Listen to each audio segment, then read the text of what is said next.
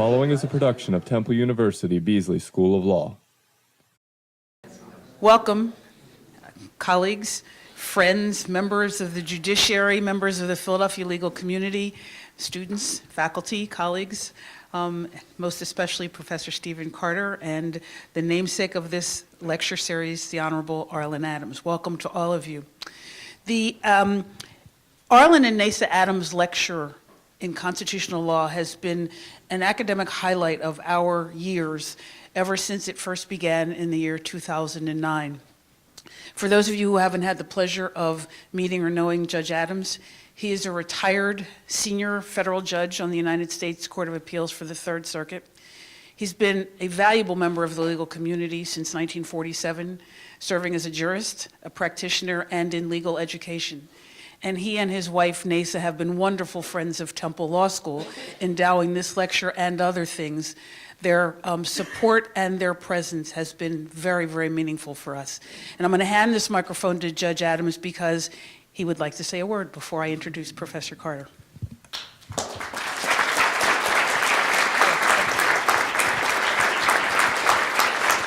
Of course, welcome to the faculty, the students, and to so many of my wonderful friends. Many of you have asked me about Nessa. She was the co-joiner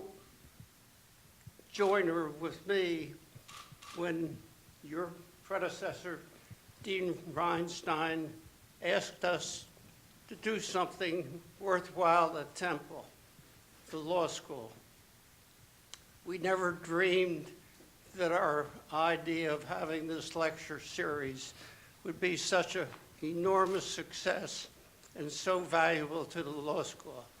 Unfortunately, she had an injury, and despite her efforts, just could not be here today.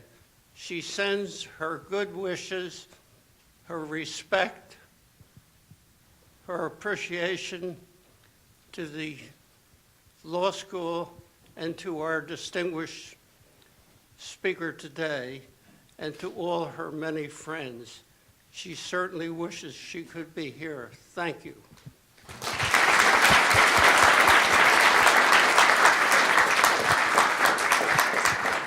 Well, Judge, I know I speak for everyone in the room when I ask that you convey to Nessa our collective hope that she recovers soon, and to tell her that we very much miss her presence here today.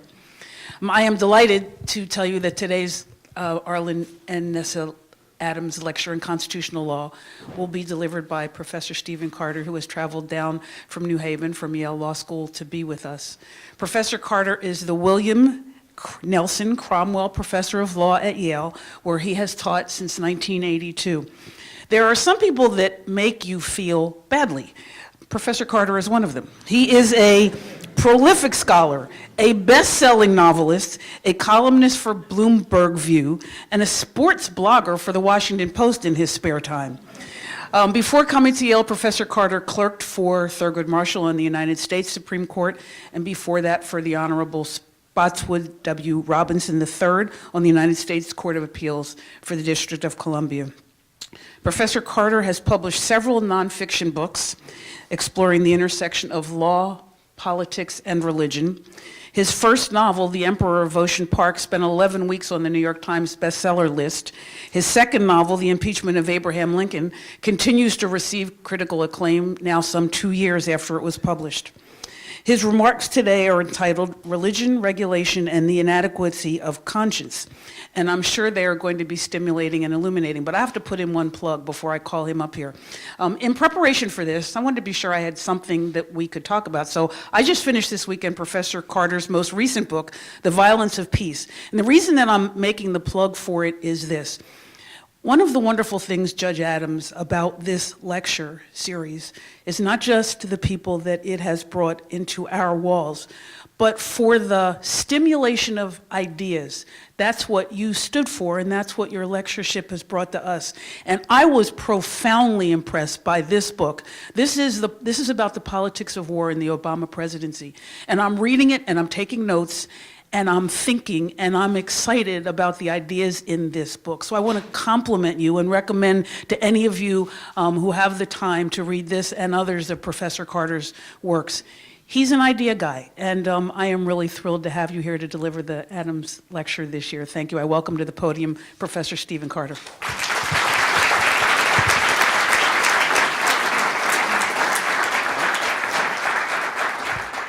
Thank you for that very kind introduction. It's a real pleasure to be here. When Dean Epps invited me to come and deliver the Arlen Nessa Adams lecture, I immediately said yes, not least because Judge Adams has been an intellectual hero of mine for a very long time. As a matter of fact, some of his work on the separation of church and state, some of his opinions on free exercise continue to be among the most important pieces of work in the field. And I'm going to have some words to say about some of them, in fact, in my remarks today. In particular, the seminal book that Judge Adams published some years ago, A Nation Dedicated to Religious Liberty, opened up a new field of exploration, really, for those who take seriously the separation of church and state and the constitutional history of the religion clauses, in its effort to find an overlapping consensus among the various groups who had different views about separationism at the time of the founding. And that effort has influenced scholars down the years since then. However, having said that, I now want to begin by imagining an America with a different constitutional history, and in particular, an America in which there is no religion clause in the First Amendment. That is to say, the Constitution is exactly the same, but there's no clause about freedom of religion or against congressional establishments of religion. Now let's assume that notwithstanding the absence of that clause, that for 200 years or more, the United States has been governed by fairly sensible people who've understood the dangers of, say, theocracy, for example, notwithstanding that there's no religion clause preventing the government from imposing one. And then all of a sudden, the new administration comes into office, and they have an interesting insight. They realize that that the rate of attendance at religious services is going down. And they look at data suggesting that people who attend religious services have a variety of better measures of happiness, lower rates of crime, a variety of other things as well. And they decide, rightly or wrongly, that one reason people have stopped attending religious services is money. Because, the collection plate comes around and people just don't have the money to put it in anymore. Times are hard. So they decide to adopt a statute. Let's call it the Parish Protection and Affordable Church Act. The Affordable Church Act requires all employers with 50 or more employees to give each of their employees a fund of money from which the employee can draw for the single purpose of making contributions to any religious organization of the employee's choice. No employee is required to spend the money, but every employer is required to offer it. The employees are free to decide for themselves what constitutes a religious organization, or they can leave the money alone. Now, this act, of course, as you might well imagine, generates enormous controversy and fairly intense opposition. But lacking a constitutional clause on which to hang the opposition, the opponents instead have to make policy arguments against it. The question is, what arguments would be available? And I suggest the arguments would fall into roughly 3 categories, although of course we could probably establish many more categories, but roughly there would be 3 categories of arguments against what we might for shorthand call the Affordable Church Act.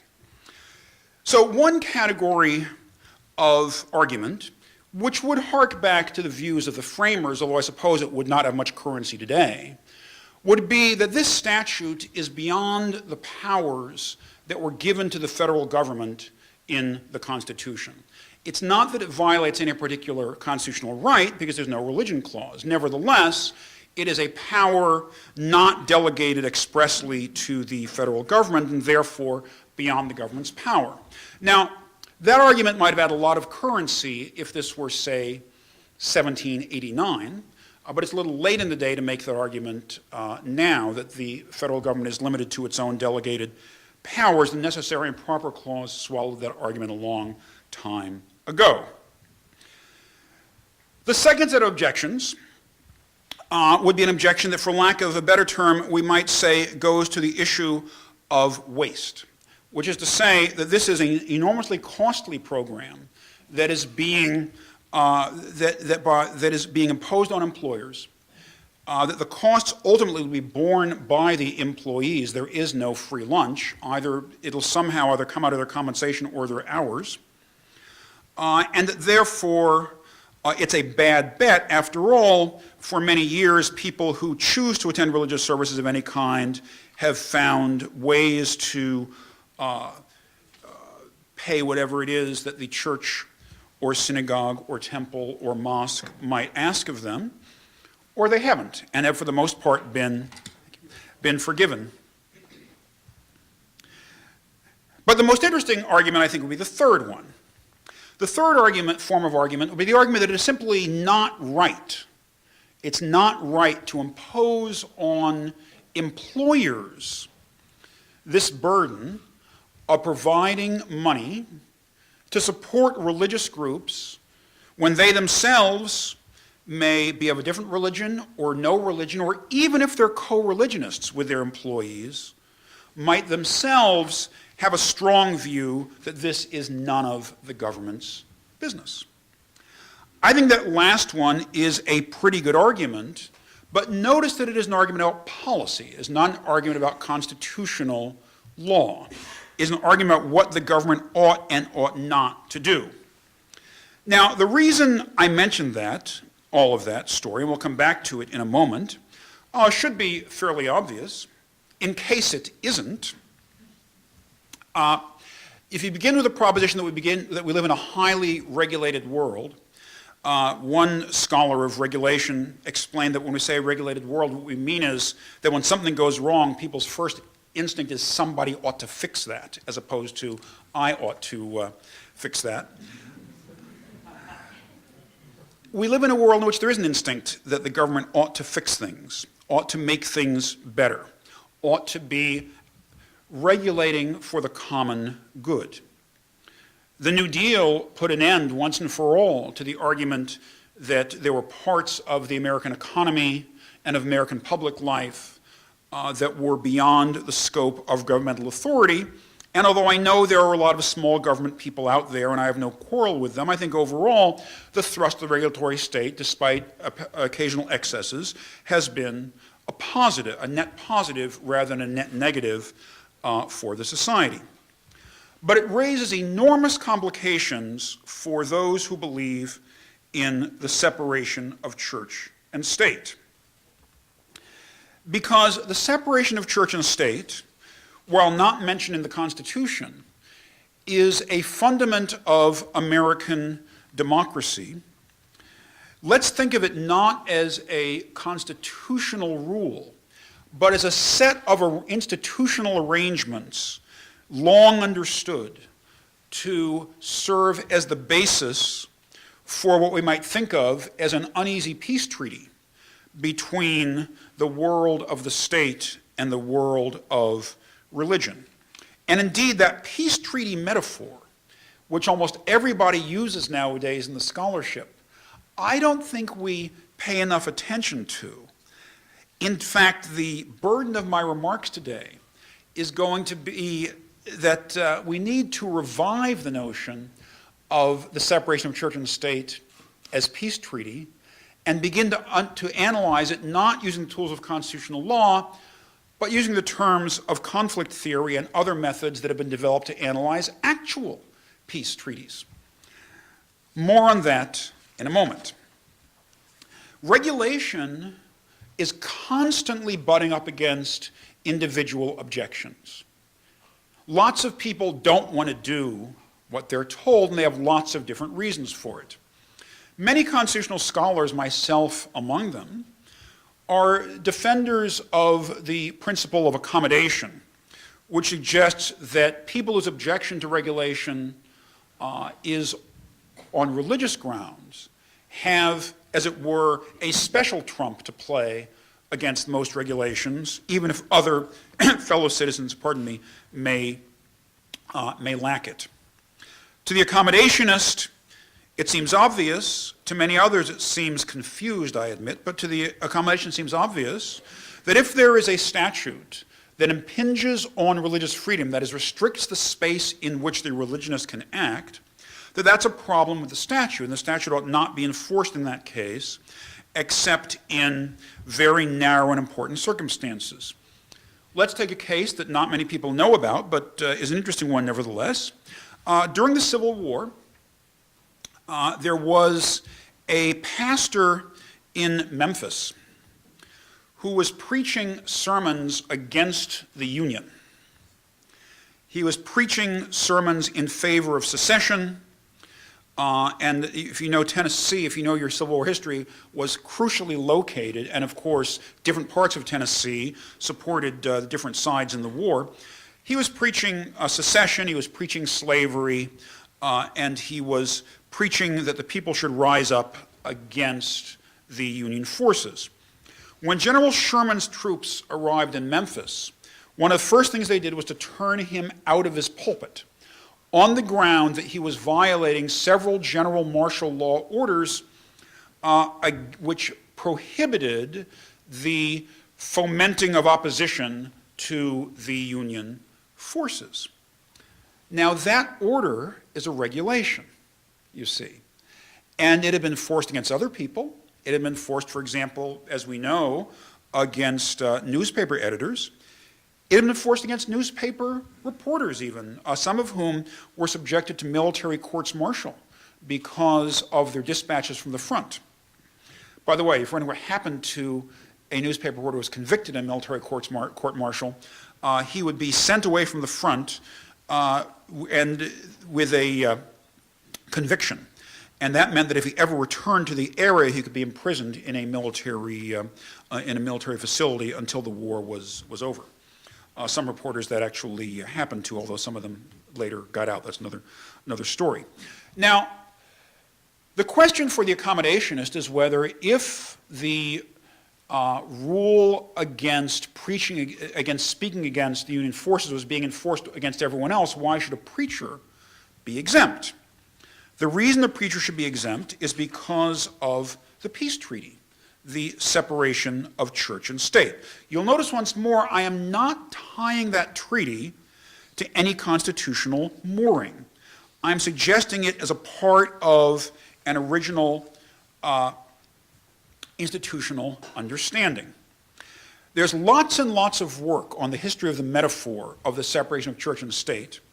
It's perfectly plain that the metaphor owes its existence largely to the history of Protestantism, not only in Europe but in the United States, where there's a tendency, in spite of our claims to secularism, to analyze all sorts of public issues and all sorts of questions about the public-private boundary in what any Protestant theologian of 100 years ago would have recognized as explicitly Protestant terms. I'm thinking, for example, of a man like Branson Alcott, the well-known abolitionist, who, of course, also gave us a famous writer. That's another story. Alcott, in 1838, wrote a well-known aphorism. It's often quoted, but I think it's not correctly analyzed. Alcott, talking about slavery, said, "What guide have I but my conscience? Church and state are responsible to me, not I to them. We then protest against them," he wrote. "They cease to deserve our veneration from the moment they violate our consciences. Why would I employ a church to write my creed or a state to govern me? Why not write my own creed? Why not govern myself?" Alcott was not anti-government any more than he was anti-church. He was pro-conscience. His view was that church and state shared exactly the same flaw, that each in different ways was determined to push people to get people to do what the church on the one hand or the state on the other hand wanted them to do, and that conscience ought to be available to allow you to push back equally against either one. Which is to say that the same conscience that says I need not do the bidding of my church should also allow you to say I need not do the bidding of my state. Now you might say, well, wouldn't that lead to anarchy? I'm not sure that's necessarily true. It all depends on how you read it. If you locate, as I do, the genesis of the American idea of separation of church and state in the work of Roger Williams, then you look at Williams and his metaphor of the garden and the wilderness. And remember that the garden and the wilderness were separated by a high hedge wall, the wall of separation. In the garden were the people of faith who lived together, worked together, tried to understand what God required of them and to live according to what God required of them. The wilderness was the unevangelized world beyond the hedge wall. The point of the hedge wall was to protect the garden from the wilderness, quite famously not to protect the wilderness from the garden. It was always understood, even early on, that it was the wilderness that was at stake. It was the wilderness that was, at risk. That the fear was the wilderness being overwhelmed by the garden, not the garden being overwhelmed by the wilderness. Conscience was the guide by which people in the wilderness tried to live. Alcott's point about church is actually consistent with the anti-Catholicism of his day. In the 18th and much of the 19th century, when people spoke of church, they had in mind a church that tried to tell people what to do, which is always the view people had, unfairly often, of the Catholic Church. You can find in the writings of some of the, I won't go into details now, of some of the supporters of the First Amendment, reassurance that, of course, when we say freedom of religion, we don't mean Catholics, we mean only free religions, you see. That was a very common trope of the time. Now, why does that matter?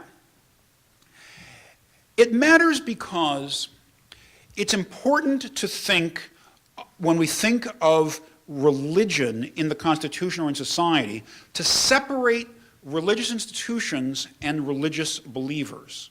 They are very different categories. That's the point Alcott was trying to make. Alcott was seeking protection for the religious believer, not for the religious institution. Oftentimes, we tend to read that backwards.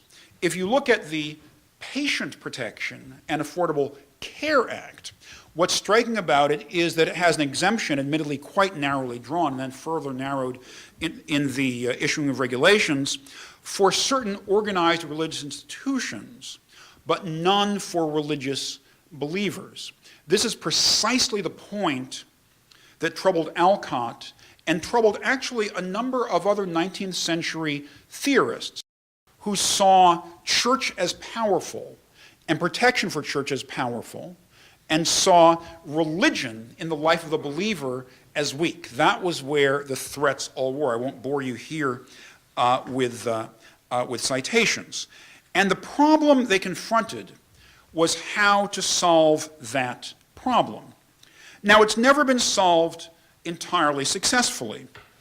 One of my favorite examples of an effort to solve it is an 1871 decision by the Court of Common Pleas of Cuyahoga County, Ohio, in a case called Roth Gabe's Executor. What happened in Roth Gabe's Executor is this. Mr. Roth Gabe was an atheist, and when he died, he left money to take care of his farm and a little bit of money to various collateral heirs. The rest of his estate, he said, should go to building a monument, which he specified was not to be anywhere near where he was buried. And on this monument, he said, would be written evidence that the Bible was false, that Jesus Christ never existed, and there was no afterlife. And all that inscribed. All right. So his heirs sought to break the will.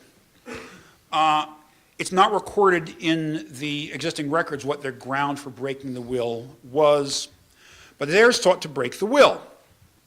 And Judge Johnson of the Cuyahoga County Court said, well, I'm a judge. I have to observe neutrality in issues regarding religion. Therefore, I cannot enforce the will as written, because that will be lending the assistance of the state, you see, to one side or the other in this dispute. And as a footnote, if you think that's odd, go read Scheller versus Kramer, and you realize it's not an odd form of reasoning at all. I cannot lend the state support. Well, the case was appealed to the Ohio Supreme Court, which made short work of it, namely dismissed on what we would now call ripeness grounds. The Ohio Supreme Court, to translate its opinion, which is actually no masterpiece of drafting, to translate the opinion into the language we use today, the Ohio Supreme Court said that the case was not ripe for review until there was a showing that there was enough money left in the estate to build the monument, which said there had been no showing of that, and they got rid of the case that way. But my point about the case, whether you think it's rightly or wrongly decided, I suspect a lot of people in this room probably think it's wrong. I think it's wrong too. But whether you think it's rightly or wrongly decided, what you see there is an effort to cope with this question about the exercise of religious freedom and the relationship of individual belief and institutional belief.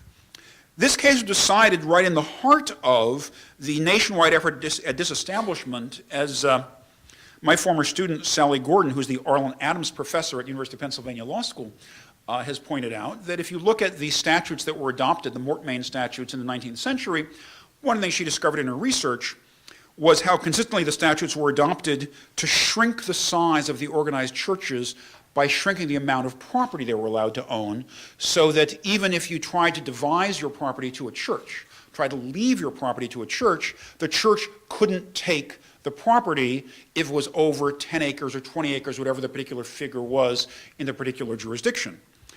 Those were all regulations that were aimed at restricting the power of the institutional church. The church suffered then institutionally from both kinds of regulations, those that were aimed more generally, like the Civil War statute I mentioned before, Civil War General Order I mentioned before, and those also that were aimed at the church directly. And by and large, those statutes were upheld.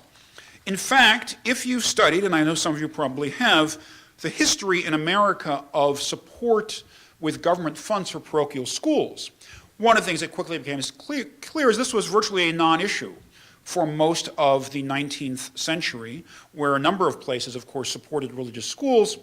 The support of religious schools did not become a contested issue in the United States until the building of the Catholic schools, beginning late in the 19th century after the large influx of Catholic immigrants. And once again, you saw rearing its head the notion that these people with their unfree church have to be stopped and restricted, and that was when states began adopting what were known for historical reasons as their little Blaine amendments, barring the use of state funds to support religious education. Now, how does this get us back to our original story? Well, what did I start with? I started with the Affordable Church Act, you'll remember. And the Affordable Church Act fits interestingly into this tale. You just have to flip things a little bit. Now you see the conscience that is objecting is not a specifically religious conscience, although it could be, it doesn't need to be. That's actually quite important. Remember the terrible misunderstanding of the separation of church and state embodied in Thomas Jefferson's famous letter to the Baptists of Danbury, the one that the Supreme Court resurrected from oblivion, even though the Baptists themselves had done their best to bury it because they couldn't make any sense of it. It was so incoherent when it was received. The interesting thing about Jefferson's letter to the Danbury Baptists isn't his letter. It's why he sent it. The Danbury Baptists, back in the very early 19th century, sent a letter to the president because they were concerned. And this is what they were concerned about. The Baptists of Danbury, the Danbury Baptist Association, which was 27 churches in the Connecticut River Valley, were, like every other organization in Connecticut, taxed to support the established church of Connecticut, the Congregational Church. Now, there was an exemption. If you were a religious organization, you could become exempt from this tax. And the way you became exempt was to file with the state a form that certified that you were a separate religious organization and therefore should be exempt. That's what the Danbury Baptists were upset about. They didn't believe they should be required to file the form. They didn't believe they should be answerable to anyone for their religious conviction, and at the same time they thought they shouldn't be punishable for their religious conviction. So when they wrote to Thomas Jefferson, and he wrote in the famous letter back about separation of church and state, what they were writing about was not that they were being taxed. It was they had to file a certificate with the state to get out of being taxed. That was their complaint. Well, what's wrong with filing a certificate with the state, either in that example, or in the example of the Affordable Church Act, or in the case, for example, of Little Sisters of the Poor, the case that's now pending before the Supreme Court, or will be pending before the Supreme Court? What's wrong with certification? What's wrong just filing a piece of paper? We file pieces of paper for lots of reasons. That's part of living in a regulatory state. On the surface, nothing is wrong with it. On the surface, the Baptists of Danbury didn't have a case. On the surface, the objecting employers in my hypothetical didn't have a case. On the surface, Little Sisters of the Poor in the Supreme Court, who don't want to file the piece of paper stating their religious objections to the regulations to the Affordable Care Act, their Form 700 as it's called. On the surface, all of this is just paper without meaning. What gives meaning to paper is the words on the paper. What gives meaning to the words on the paper is the act of interpretation. And the question in all these cases, really, you might say, is whose interpretation ought to govern. Conscience is an assertion. It's a claim that your interpretation of the paper, your interpretation of the act of my signing the paper, is incorrect. That my interpretation of the paper, my interpretation of what signing the paper means to me, is where the problem arises. If you look at the Supreme Court papers on Little Sisters of the Poor Act, and as you may know, the Supreme Court issued a stay. First, Justice Sotomayor issued a stay, and then the full court issued a stay without dissent 3 weeks ago.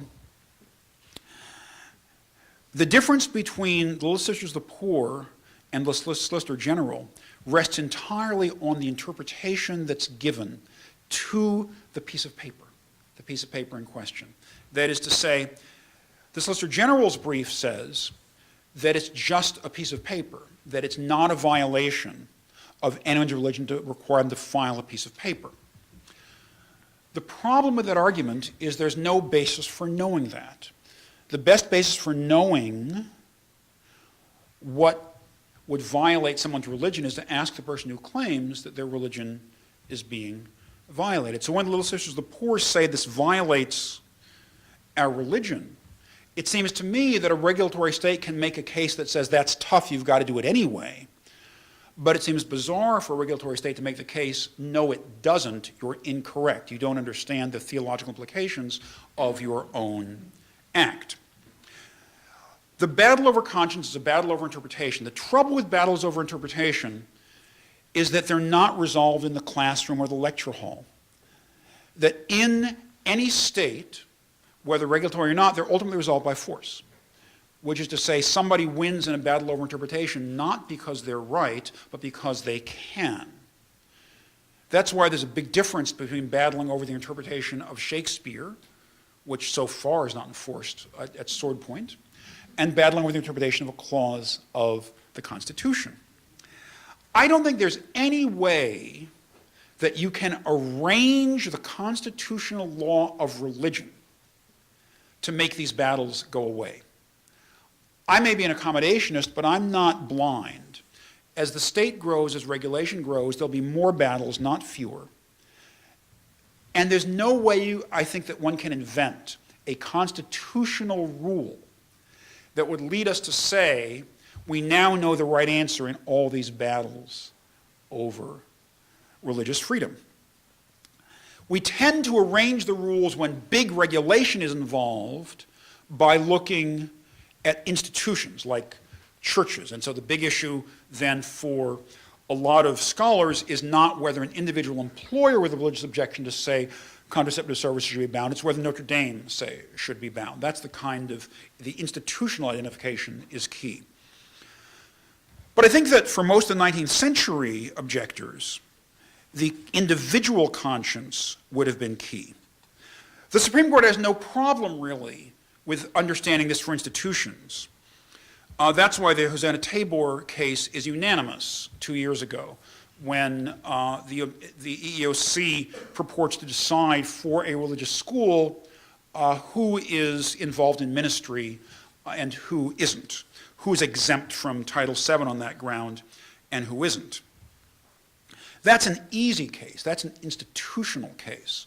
The hard cases, the cases that tend to be lost on religious freedom grounds, are the cases involving individuals.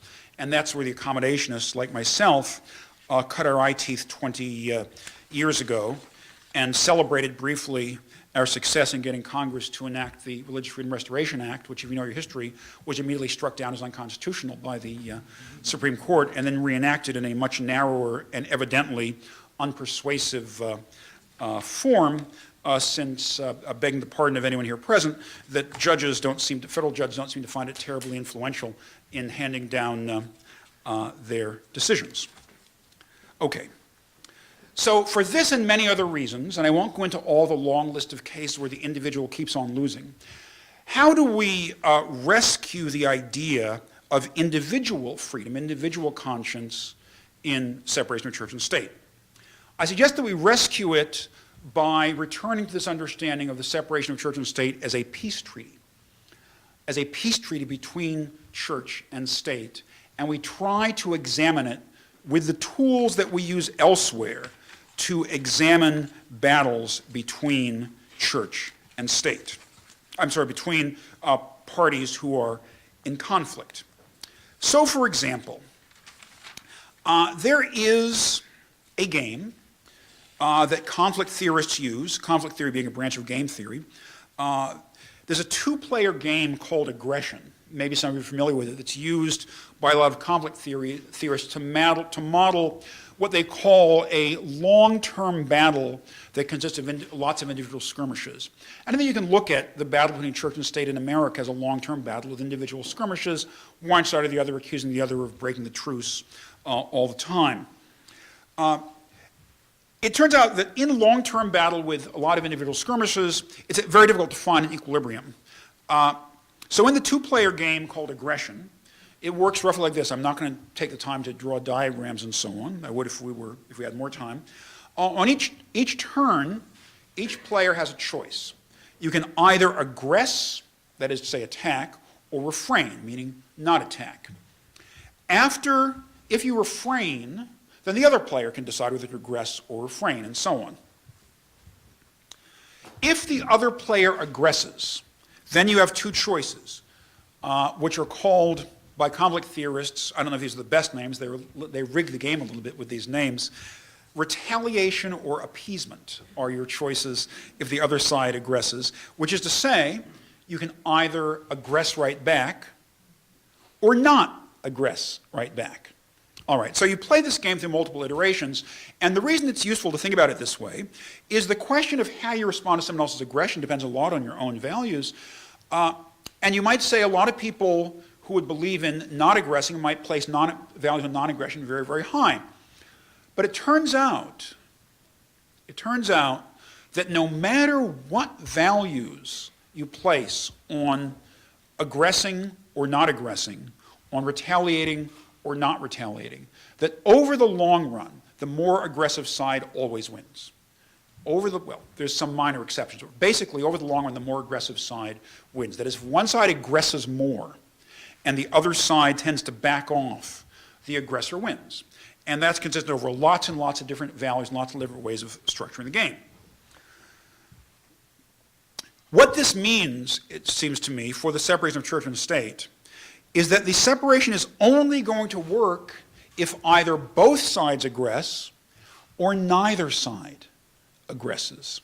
Now, we've had periods of both sides aggressing. And again, I want to be clear. When I say sides, I mean church and I mean state. We've had times of both sides aggressing. We have not had a lot of times of both sides refraining.